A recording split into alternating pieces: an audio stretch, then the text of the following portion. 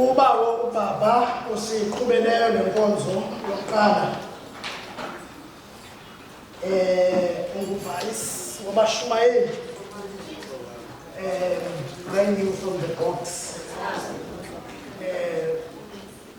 abashumayeli abanxiba imithika LPA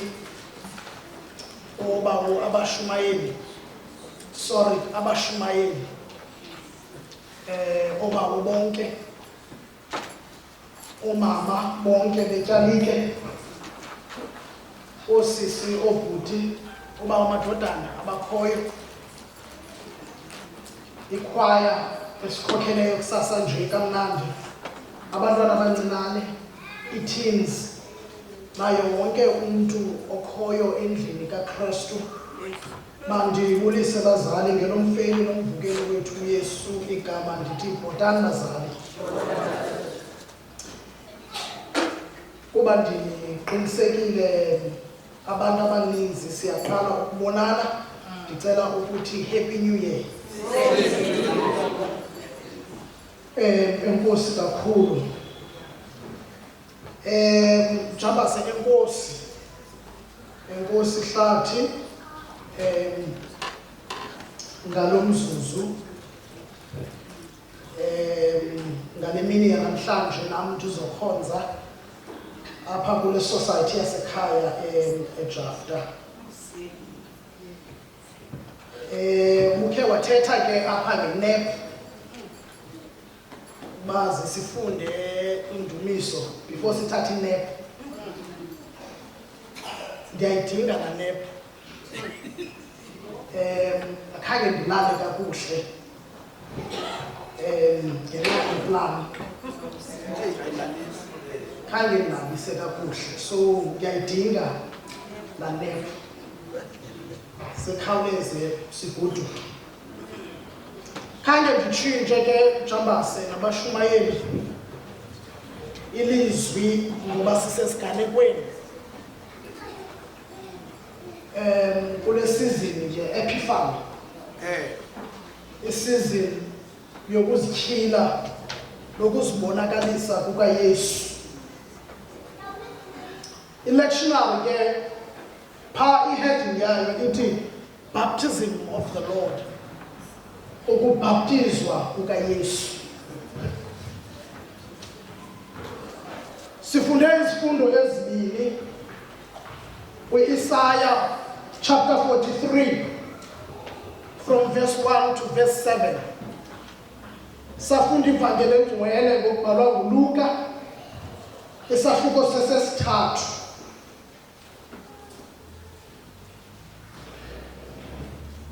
ilizwi lanamhlanje lifumaneka kule vangeli esifunde kuyo uLuka chapter 3 phantsi kwasasihloko ndaba sokubhaptizwa kukaYesu kukho lamazwi siwaziyo pha kuverse 22 kweza nelizwi okanye kweza nezwi eliphuma ezulwini lisithi wena ungunyana wam oyintanda endikholisiweyo nguye wena ungunyana wam oyintanda endikholisiweyo nguwe sidibanisa no-Isaiah 43 kula vesi yesibini ethi ndikubizile ngegama lakho ungowam ndikubizile ngegama lakho ungowam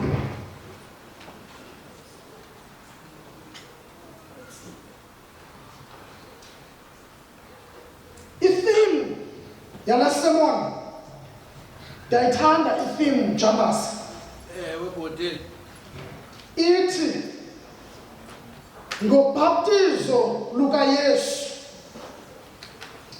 simemelelwa kwinguquko enyanisekileyo ngobhaptizo lukaYesu simemelelwa kwinguquko enyanisekileyo baptism, we are invited to true repentance.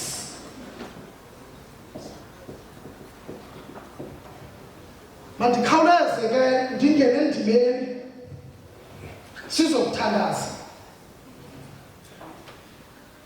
Xa siqala lo nyaka ka-2025 uThixo sincedile okokuba masingene. Ubhaptizo lukaYesu lwenzeka rhamente kwi-context yokubhaptizwa nentshumayelo yenguquko eyenziwa nguJohane umbhaptizi eyenza apha kwaYuda.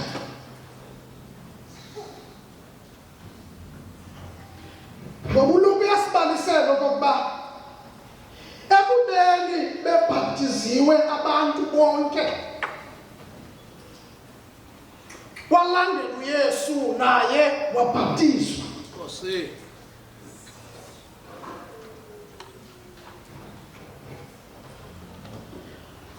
Kwenzeka into engaqhelekanga for amaJuda. Xa uLuka esibalisele, kwenzeka into abangayiqhelanga. Ngoba ubhaptizo abalwaziyo lubhaptizo lwentlanga ezaziconverta to iJudaism. Abantu bentlanga babhaptizelwe okokuba babe ngamaJuda. Kuba amaJuda ayenento ethi ngoba uJuda babo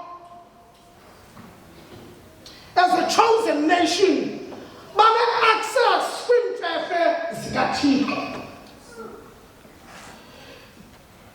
And so ngelo xesha abentlanga i-Gentiles babefuna uguqukela kubuJuda babe in favor nenceba kaThixo. Mamela ke ngoku uJohane umbhaptizi uyabamema xa esithi mna ndililizwi lodondulukayo entlanga, lisithi yilungiseni indlela yenkosi, utyelelezeni umendo wayo. But uLuka usibalisele into yoba ubanika igama elingaqhelekanga bakumncotshi. Uthi nzala ndini yamarhaba. Ngubani na owanibonisayo ukuba nibaleke ingqumbo ezayo? This is the chosen nation, but uJohane umbhaptizi niyinzala yamarhaba. Ngamanye amazwi nisizinakes, nizinyoka. Ngoba yayingabantu bamaqhinga, yayiziinkokheli ezithi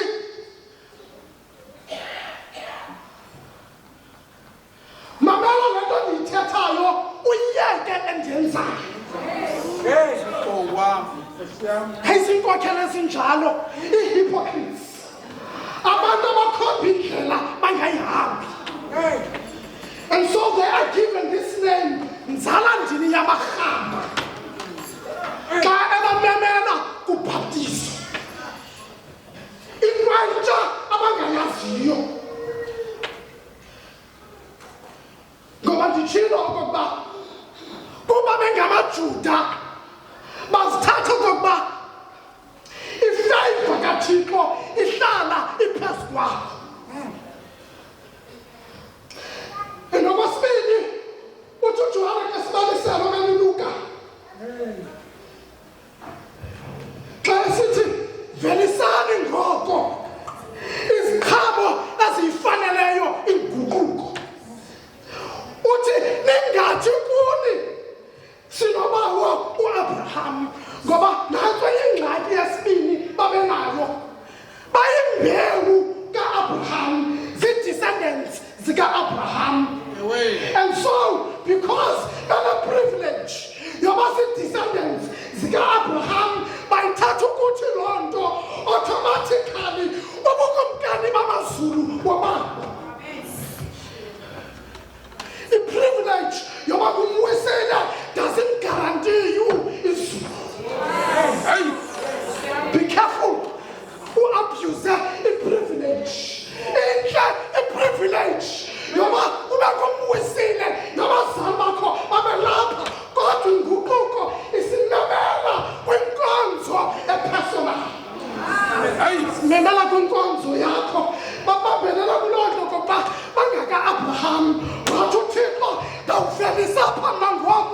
abantwana baka-Abraham osogqiba ndinibeke ecaleni.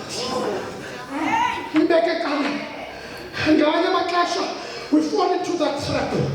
Imithandazo yootata nootamkhulu bethu isincedile, but lena inkonzo yenguquko ithi kawujongane nawe noKristu wakho wena uwedwa. Uyeka ukuthi siyimbewu ka-Abraham. Uyeka ukuthi siyimbewu ka-Abraham. And so ba-confused yiloo privilege yokokuba bangabantwana baka-Abraham. And okwesibini okwenye kwesithathu abamazi okanye mandibeke hlobo banamava oThixo ohlangulayo. uThixo wabakhupha esandleni esithengqini uFaro wathuma uMoses. That was the first Exodus. The second Exodus yila abakhupha phansi kokumkani uNebukadnezar eBhabhiloni. Bekhutshwa kwesibini baphinda baweliswa kumlambo kaJordani, bahlangulwa nguThixo. Baphinda bahlangulwa kulwandle lubomvu, bahlangulwa nguThixo. And so bane-experience yokuhlangulwa nguThixo. Nangoku ngexesha balindele ukuba mabahlangulwe phansi kwesystem eba-oppressileyo, ebacinezeleyo yamaRoma. Balindele ukukhululwa nguThixo, bengazange kuThixo beguqukile iinhliziyo zabo, because bazi uThixo obawelisayo ngaphaya. As a collective, abamazi uThixo ohlaziyayo. Bazi uThixo ohlangulayo, abamazi uThixo ohlaziyayo. There's a difference. The renewal of the inner person. Ukuhlaziya umuntu wangaphakathi. Bakhala nje ukukhutshwa bawele ngaphaya komlambo bomvu bakhululwa nguThixo. Bathi uThixo, there's a new order ngoku. Funeka umuntu ngamnye aze azibhenge, ajonge iinqwala zenhliziyo yakhe, avune okokuba ungumoni unetyala phambi kobuso bukaThixo. Ingasitheli ngomnye umntu. Nantso into abaphethayo ipersonal ngoku le nto. Yile nto uprofethi uJeremaya xa ethetha ngomnqophiso omtsha athi, ndizawumisa umnqophiso wami embinini wentliziyo, ndiwuyeke lowa ubhale emacwecweni kaMoses. Ndizawubeka phezu entliziyweni zenu ukuze nibe nguThixo wam, ndibe nguThixo wenu, nibe ngabantwana bam. Kungabikho bani ubuza kwaseqaleni kwakhe okokuba uthini lo Thixo, kodwa lo mliselo uzawubeka apha ngaphakathi ezintliziyweni ukwenzela uwazi umthetho kaThixo ungabuzanga kwinkokheli yakho. And that is the new order yezinto uJohane abamemela kuyo, and hence esithi nzala-ndini yamarhaba. Nzala-ndini yamarhaba ubamemela kule nguquko, ubamemela kule nguquko. And now ndikhawulezile nguLuka yedwa onale detail phakathi koMatthew noMarko. Uthi uLuka xa esithi zimbi salibekiwe engatshini yemithi, umthi ongavelisi isiqhamo uyagawulwa uphoswe emlilweni.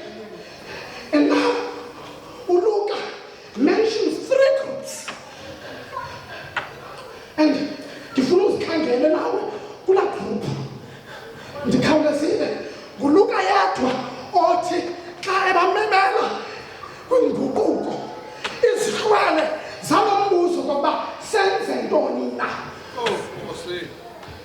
zathi wathi uYohane xa bephendula, if unento yokunxiba onoyinika umzalwane wakho yenza njalo. If unento yokudla, share with umzalwane wakho. Ngoba inguquko, it must manifest itself izitshile empilweni esiyiphilayo nabantu bakaThixo. That's the second group. I mean the first group is square. Okwesibini, ngababuthi berhafu babuzwa ukuba senze ntoni na. Wathi uJohane, yitshajeni itax kodwa ningayitshaji ngaphaya komlinganiselo. Ngoba the tax collectors, ababuthi berhafu, were corrupt to the core. Ngoba babetshaja abantu more than bafuneka bebachajile, baba-exploita imali ye-tax. And so uJohane ebabona ukuba ayilunganga le nto niyenzayo, bachajele abantu ngokomlinganiselo. And igroup yesithathu ngamasoldathi, amajoni ayephansi kwe-Roman system, ejonge kodwa nguHerode. Ngabantu be-extortion. Ngabantu be-extortion. Itsho imbali, babethatha imali yabantu by force, babanyanzele okokuba mababanike imali, basebenzise uHerode. Mhlawumbi le nto ye-extortion ayiqali ngoku. Le nto yezi-protection fees ayiqali ngoku. Amasoldathi esenza loo nto, wathi uJohane, yiyekeni le nto niyenzayo, yiyekeni le nto niyenzayo. And so abaFarisi namasoldathi okubalulekileyo into yoba bazinkokheli. They have the power and the authority. And ithi le nto uthi uLuka njengomvangeli one-appeal jambaze e-universal uthi jonga igunya lakho ulisebenzisa njani na kule ndawo uphangela kuyo.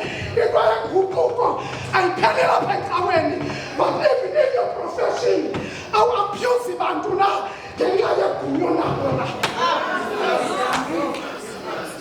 Mhlawumbi we have the power yamajoni, we have the power and the authority emsebenzini wakho, but igama xa usenzana uvelisa iziqhamo na zenguquko, velisa iziqhamo na zenguquko.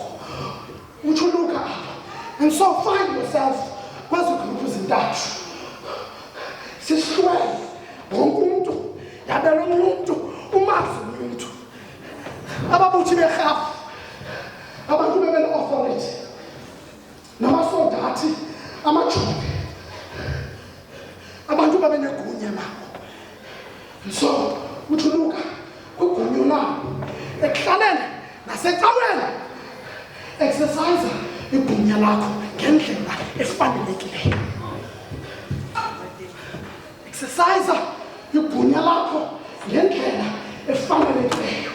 Once umane usikhumbuza okokuba ngabana nguwe legunya, ndim uvice, ikhona ingxaki, because siyayazi ukuba unguvice wawunyuka sithi uthanza abantu usixelela usikhumbuza ngento siyaziyo sasikunyulile ngomnwe kaThixo. Exercise your authority kakuhle. Exercise your authority kakuhle. Exercise your authority kakuhle. Uvelisa iziqhamo ezibonakalisa inguquko. Utsho uLuka apha, utsho uLuka apha, utsho uLuka apha. Usihamba ndikhawuleze jambazi, sizoya kulaa nepha, sizoya kulaa nepha. uMatthew bashumayela nale detail embuzayo uYesu. uYesu xa ezobhaptizeshwa, uMatthew uyabuza into yoba njani kaloku uYohane uMbhaptizi ndibhaptize wena, bokumele uba kaloku nguwe obhaptizana.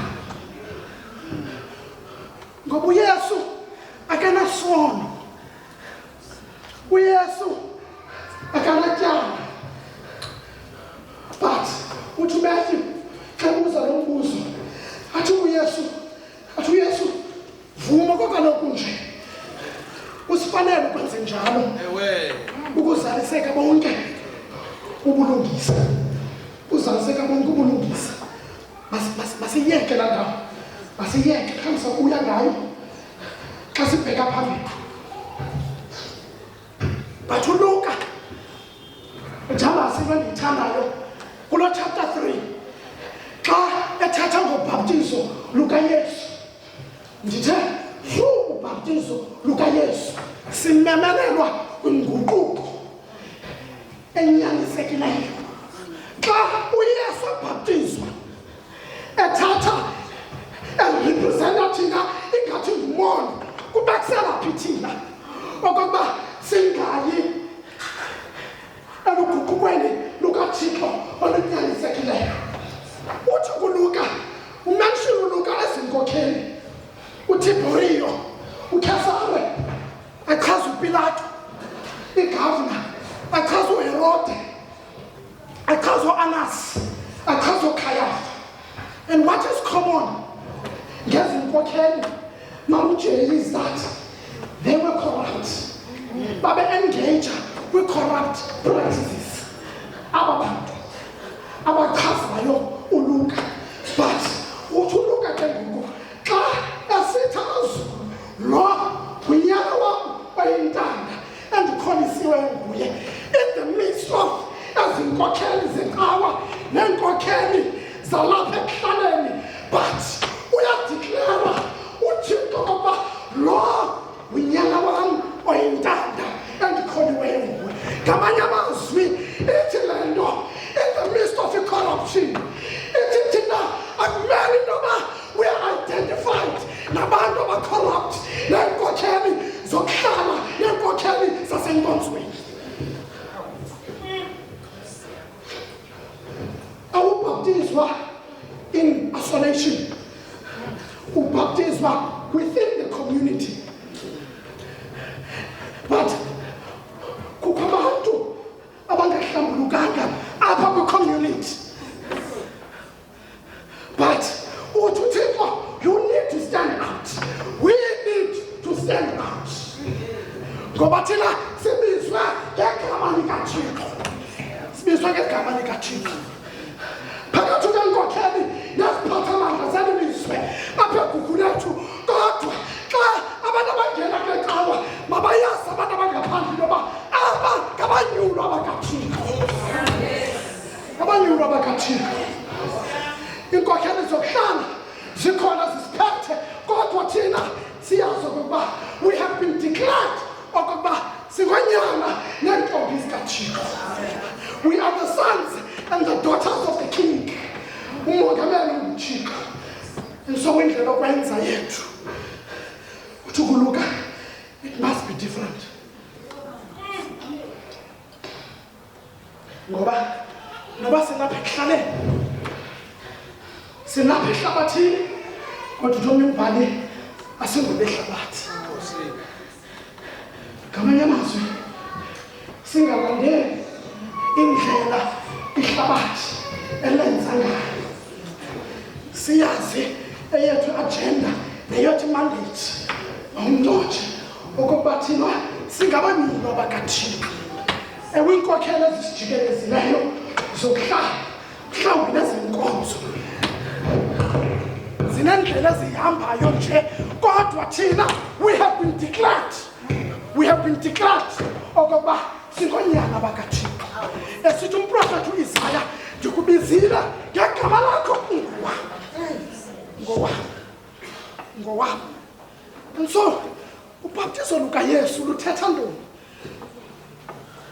ikhawulezile one njamba singathi cimile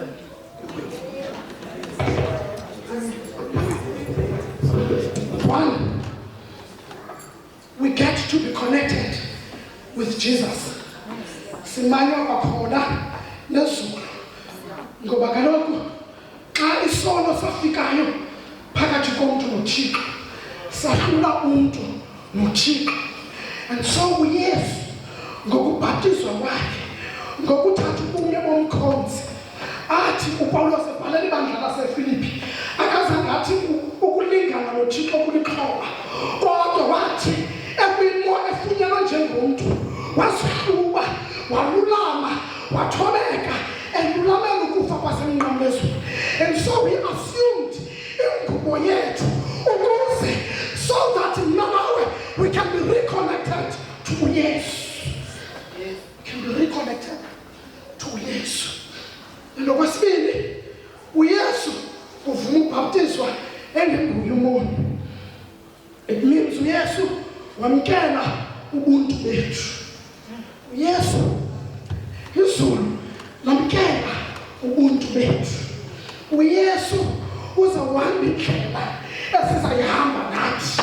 uYesu uzawuphathwa kakubi endleleni njengathi. uYesu uzaba nomsindo.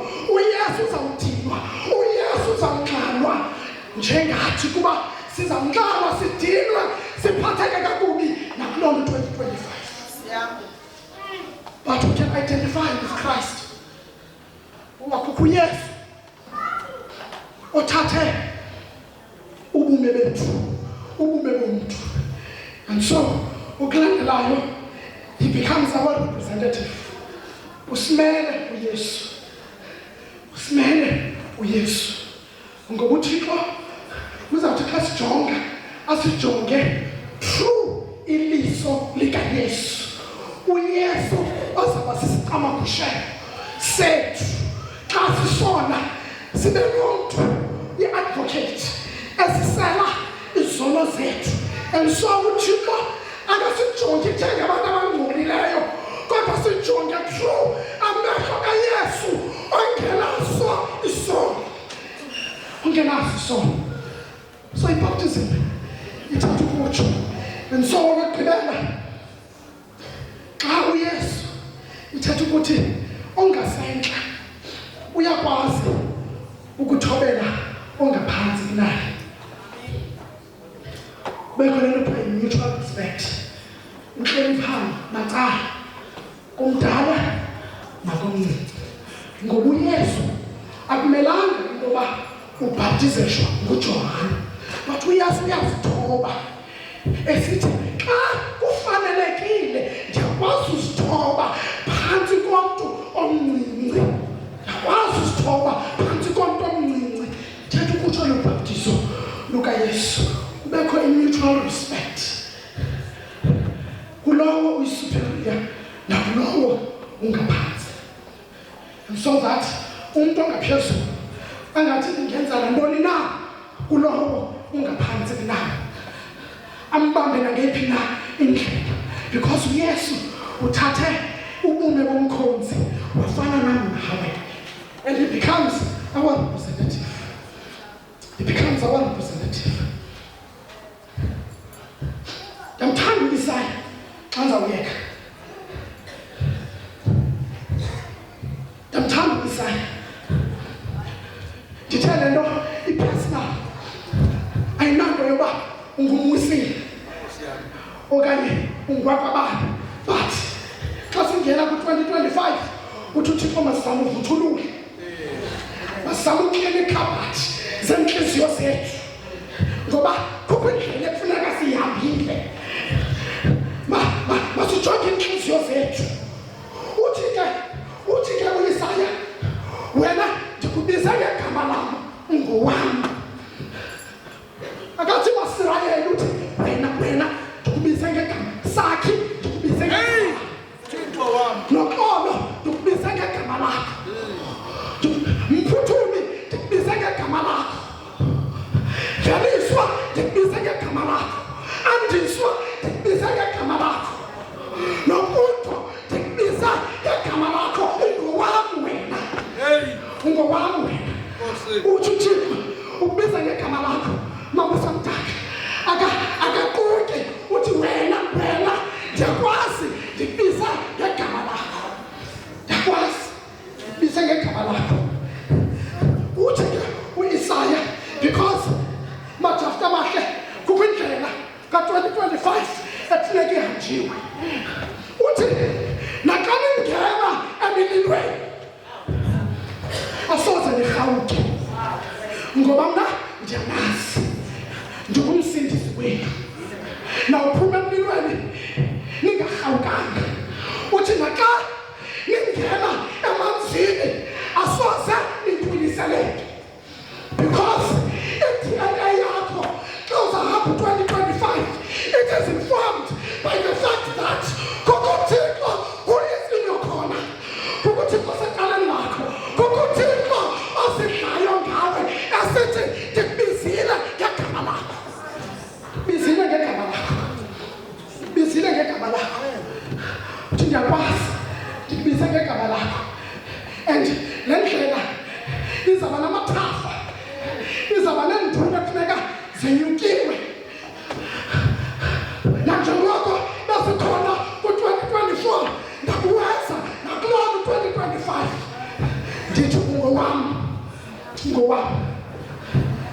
nangamazothemba Justice Society okokuba uthi uthixo usibiza ngegama one by one okokuba singabakhe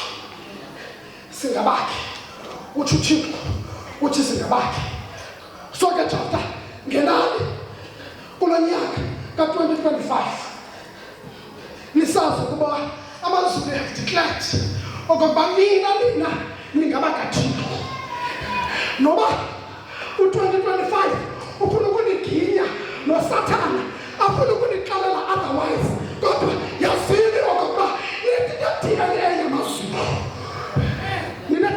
yamazulu eziuhamba bawumotshe yazi uthi uthixo ndiyakwazi wena tata ulungisi ungowami ndiyakwazi utsho uthixo uthi ndiyakwazi ndiza kusiza ungoyike apha endleleni ndiyakwazi eminye imigibe iza kwenziwa ngabantu esithandazana nabo esiguqa nabo apha kodwa uthi uthixo ndiyakwazi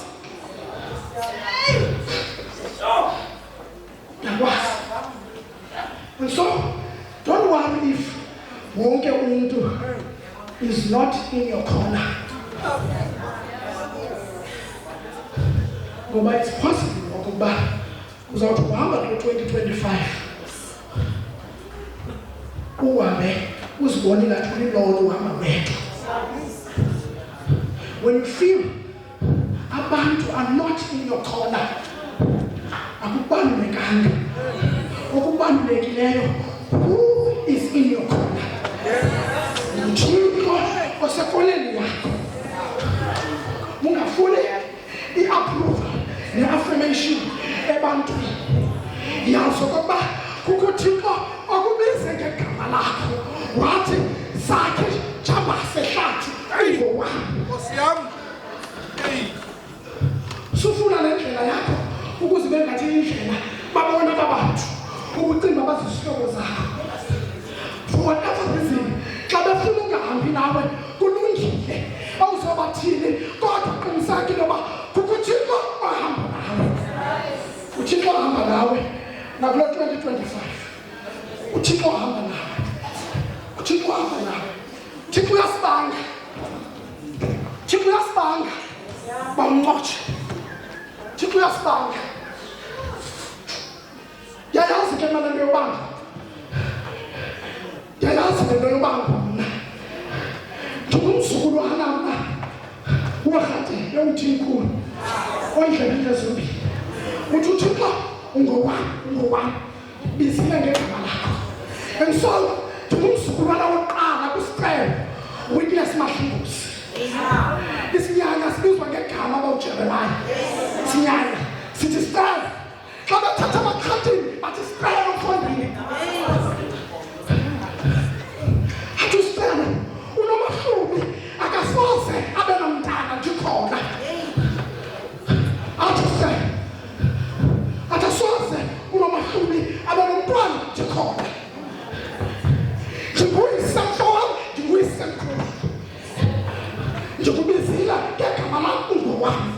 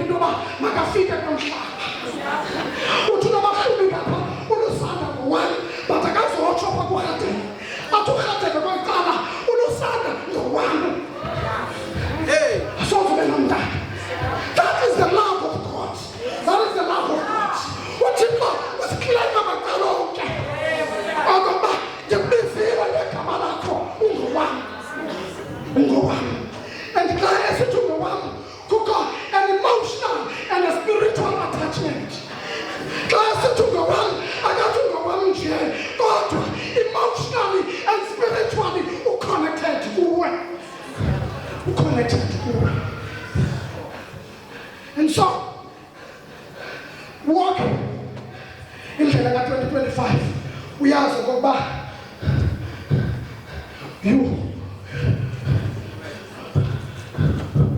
uyathandwa nguThixo. Uyathandwa nguThixo. uThixo uyakwazi ngegama lakho. Uyakwazi uThixo. Jamba hayi mani, kawuze sizothandaza. Kawuze jamba sizothandaza kodwa mhlawumbi ekule mmandu nje kanti okokuba kubani lo Thixo. Mhlawumbi umlibe kubani lo Thixo who is behind the corner. He's got your back. Lo Thixo noba uzawudibana nemimoya ezafuna ukuwisa kodwa ukhona lo Thixo. Ungangiyama uJehova nisi lona our refuge. uThixo lilanga lethu okhanyayo phezu kwethu. Sithi xa siphelelwa ngamandla abe ngamandla kuthi. Sithi xa sifuna umthunzi abe ngumthunzi kuthi. Sithi xa silambile abe kukudla kuthi. Xa sinkaniwe abe ngamanzi kuthi. uJehova nisi, uJehova Jireh lona. Oh, Son, a God who provides. uThixo abangeni noba singasweli. We go on and on. Ebomini ngathi siswela kodwa uThixo comes through. uThixo wethu ngoba he's a God who provides. He's a God who provides. He's a Jehovah Rapha, a God who heals. uThixo osiphilisayo. uThixo osiphilisayo.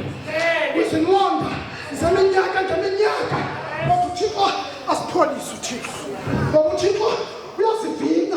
Nkosi yami uyavina intanda.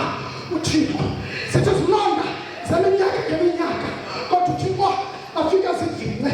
Sinalo Thixo uphilisayo. Sinalo Thixo uphilisayo. Sino Thixo Nkosi yami uThixo ukhona. uThixo the God of Shalom. uThixo ukhona. uThixo sikukhona. Izinto zingenzi sense kodwa uThixo sikukhona. Lokho mama sizona sithi izinto zikolapsa around thina asikukhona wakhe akamazolani ngoba ndimani ubukhona lukaThixo lunathi. This is this God othi ndikubizile. Uyakwazi ukubize ngegama lakho. Lo Thixo njalo ohamba nathi ngamaxesha onke. Masimthembe nakulo nyaka ka-2025 ngoku kude bephakade. Amen. 186